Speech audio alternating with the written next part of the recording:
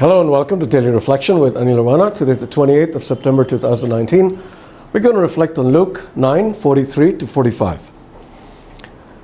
While everyone was amazed at all that Jesus was doing, he said to his disciples, "Let these words sink into your ears. The Son of Man is going to be betrayed into human hands."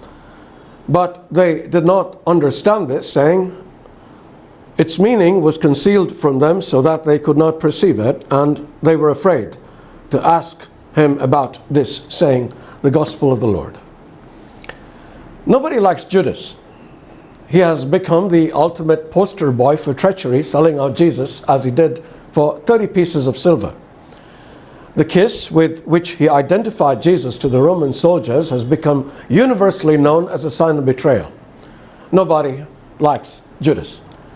Little wonder. But why did Judas do what he did? How does one live with a person like Jesus for such a long time, learn about love and other wonderful things from him, and then participate in his murder? Scripture does not provide a definite answer, which has led some to speculate that it was greed, because John makes it clear that Judas was a thief. He kept the common purse and used to steal what was put into it. Others have suggested that it was disillusionment that Jesus wasn't the Messiah he expected. We spoke about this in yesterday's reflection. Still others have suggested that he believed, like Caiaphas, that it was better to have one man die for the people than to have the whole nation destroyed. I think it could very well have been a combination of all three reasons. They would have been the disillusionment to begin with, then the rationalization that he could hand Jesus over to stop a larger rebellion, and then the thought that if he was going to betray Jesus, he might as well make some money out of it. He was, after all, a thief. And then Satan entered into him and took care of the rest. As I began to think about all of this, I began to wonder how many of us are like Judas, hate him though we might.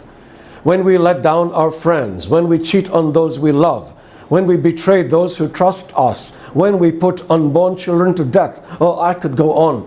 Are we not doing the same thing that Judas did? We, of course, are able to find justifications for what we do. But in the end, are we able to live with our guilt and shame? And guilt and shame is always there, yes?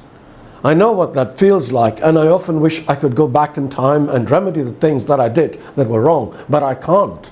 I can, however, try to make things right the best I can with those I have wronged.